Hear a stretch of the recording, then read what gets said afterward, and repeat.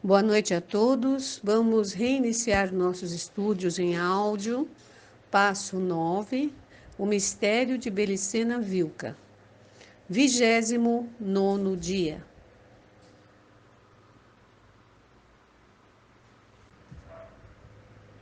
Para compreender agora o porquê do culto à Proserpina em Rusbaal, deve-se adiantar bastante no tempo histórico e chegar a uma época em que os sacerdotes do pacto cultural tinham conseguido confundir profundamente as características individuais de Deméter, Ama, e de Perséfone, Fria, as que se nomeava simplesmente como as deusas. O propósito dos sacerdotes era substituir as deusas hiperbóreas atlantes pela imagem da grande mãe Binah, um dos aspectos de YHVH, o Criador Uno. É aqui onde se deve situar a origem do mito de Adonis, nome grego de Adonai, o Senhor.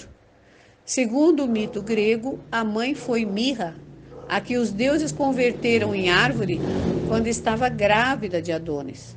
Mirra, o mesmo vegetal que um dos reis magos do Oriente, enviados da fraternidade branca, oferece ao menino Jesus.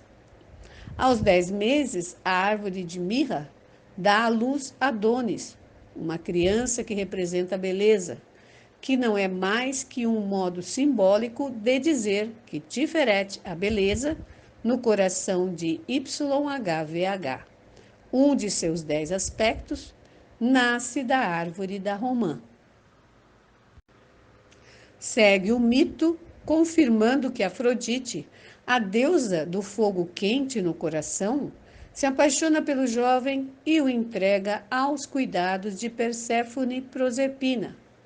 Já temos presente, pois, a grande mãe Binah, o aspecto inteligência de YHVH. As duas deusas, Afrodite e Perséfone, terminam rivalizando pelo amor de Adonis Adonai, o que significa que no animal homem, homem comum, imagem de Adão, é normal que entre em conflito o fogo quente no coração, Tiferet, e a inteligência que Binah infunde no cérebro. Esta ambivalência se vê na indefinição do mito.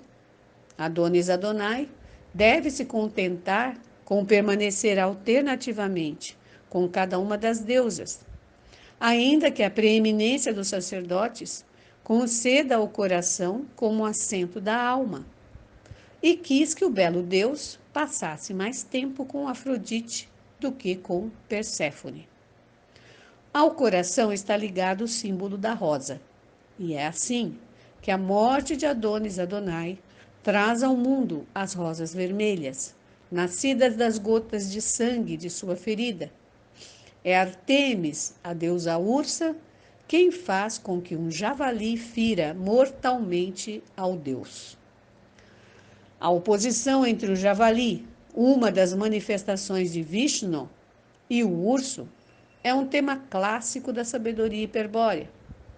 Só direi aqui que o javali está relacionado ao mistério dos golem, como se viu durante o assassinato das Vraias de Tarsis, e que o mito indica alegoricamente um grau alcançado por eles, um nível hierárquico que lhes permitirá levar adiante o estandarte de Israel quando o próprio povo eleito se veja impossibilitado de fazê-lo. Quando Adonis Adonai sangre momentaneamente no Pardes Rimonim para criar as rosas que florescerão durante a sinarquia universal. Na Frígia, os Golem oficiaram como sacerdotes de Cibele e adotaram a prática da sodomia ritual, vício que ainda subsiste nos altos graus da maçonaria por eles criado. O mito frígio de Adonis Adonai era o de Atis, em cujo culto os Golem desenvolveriam um protagonismo fundamental.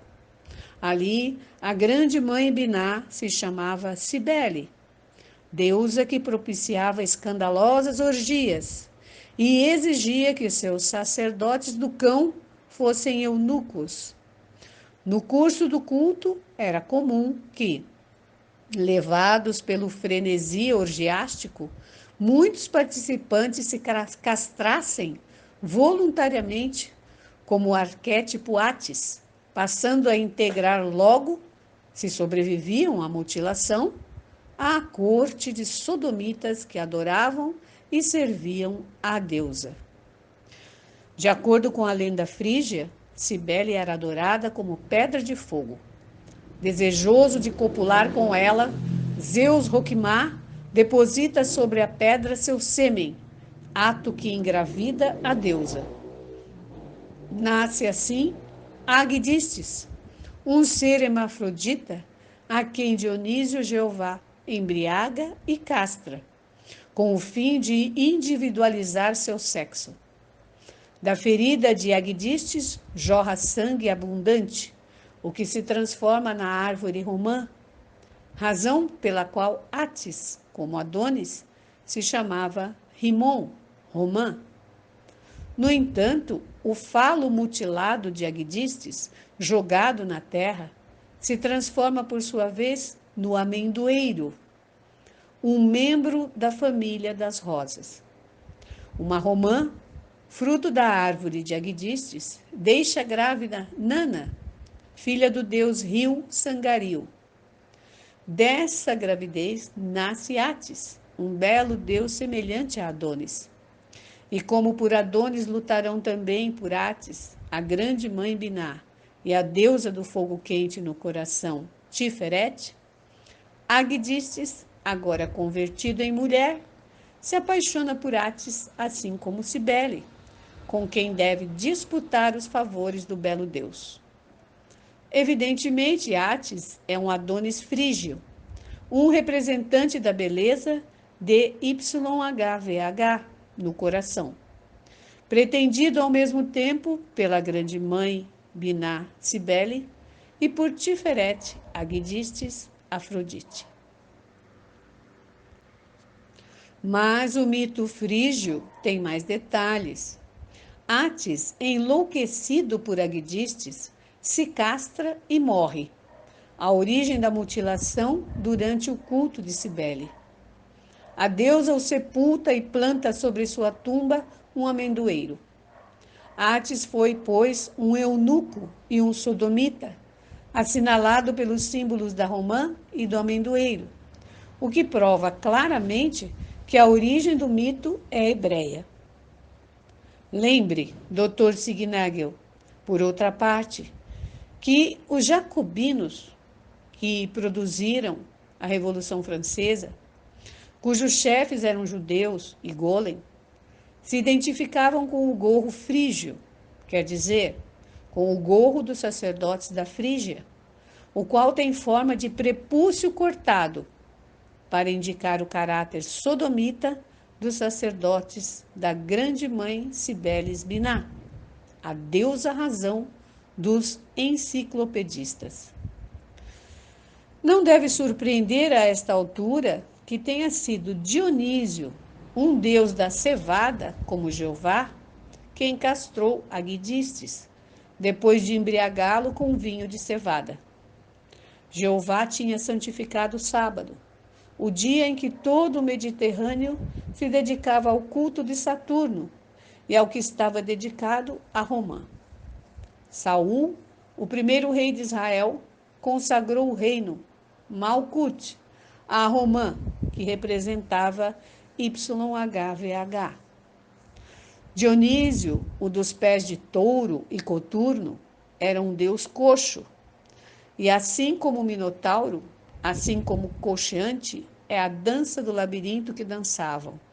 E ainda dançam as perdizes macho.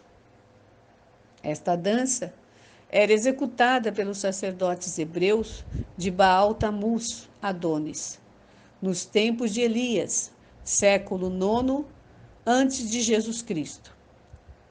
Tomaram os sacerdotes o novilho que trouxeram e, depois de prepará-lo, estiveram invocando o nome de Baal Tamuz Adonis, desde a manhã até o meio-dia, dizendo: Baal, respondei-nos. Mas não houve nem voz, nem resposta. Entretanto, eles dançavam mancando junto ao altar que tinham feito. 1 Reis 18, 26.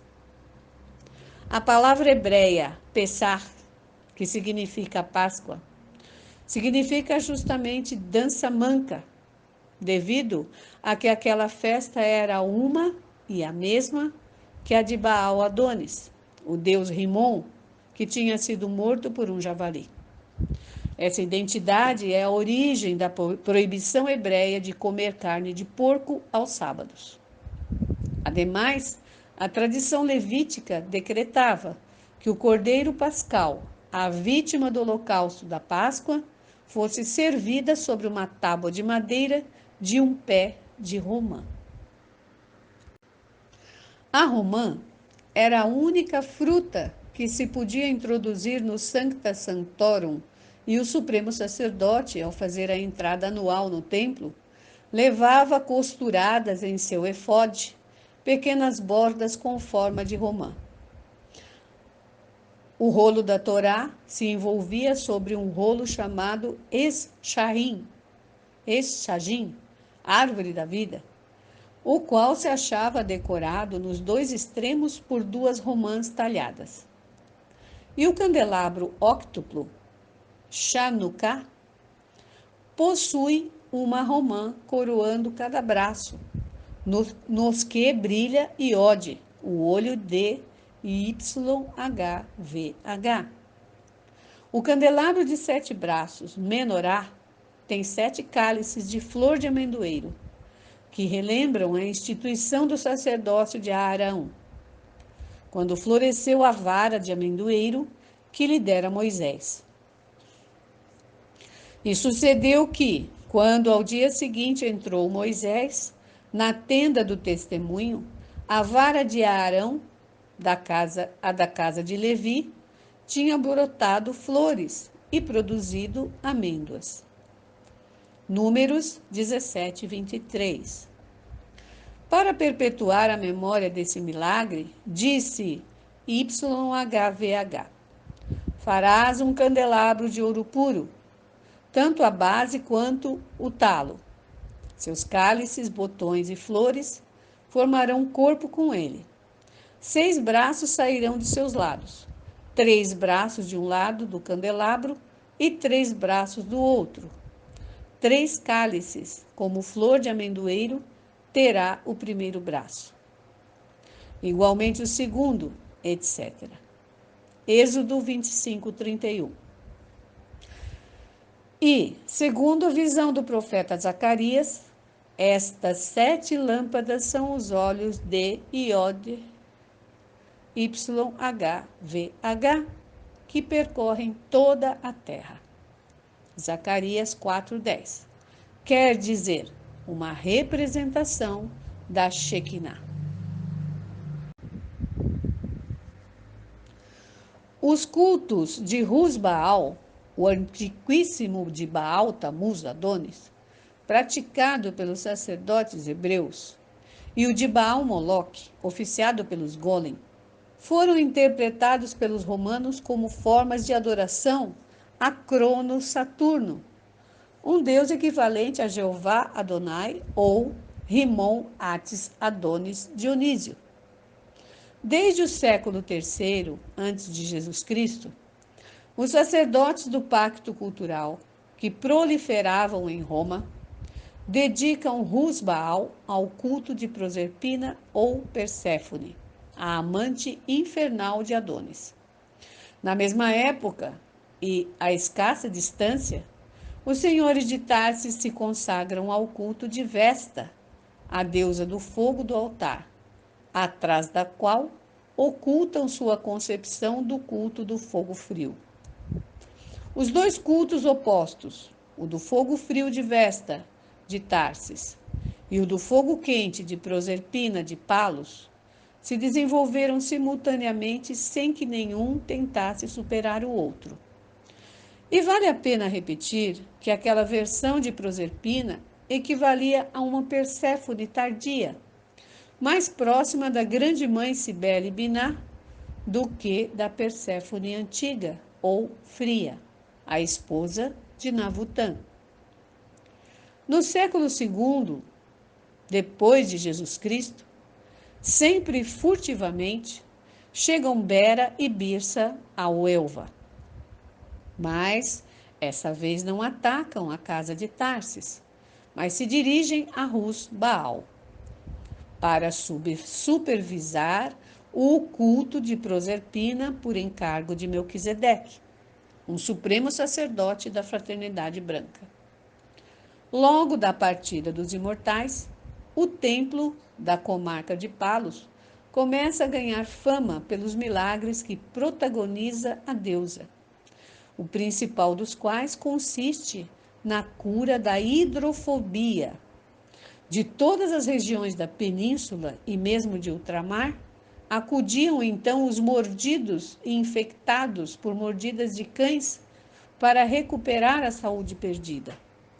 Agora, quando ouviram Birsa dizer contra os cães a ilusão da raiva, compreenderam os 4 sacerdotes que aqueles milagres antigos estavam relacionados com os poderes de Bera e Birsa.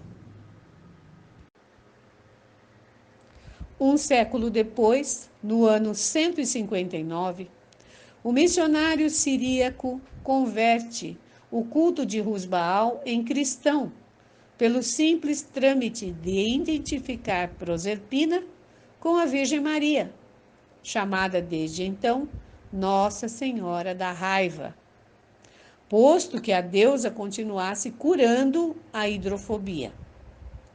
Mas então, como Maria, mãe de Deus, Proserpina, Perséfone, já era já imagem acabada da grande mãe hebreia Biná. O nome de Larrábida, da raiva, foi, pois, 500 anos anterior à denominação Rapta ou Rápita, com que os árabes assinalavam a estrutura edificada em Rusbaal, sobre os cimentos da antiga capela de Nossa Senhora de Larrábida. Produzida a Reconquista, o prédio passou para as mãos dos monges solitários de São Francisco, que construíram o convento com suas dimensões atuais, mas logo foi concedido pelo Papa aos templários, que o ocuparam até a dissolução de sua ordem. O bispo São Macário, para celebrar a liberação do convento, fez doação ao soldado Constantino Daniel de uma escultura que a tradição atribuía ao apóstolo São Lucas e que representava a Virgem Maria. No momento em que estou evocando, quando os imortais Bera e Birsa se achavam reunidos com os 4 sacerdotes no castelo de Aracena, aquela escultura ainda se encontrava no convento de Larrábida, em Rus Baal, frente à comarca de Palos. Até aqui esse estudo de hoje, e na próxima oportunidade estudando o 30º dia da carta de Belicena Vilca. Muito obrigada a todos, tenham todos uma boa noite e um bom descanso.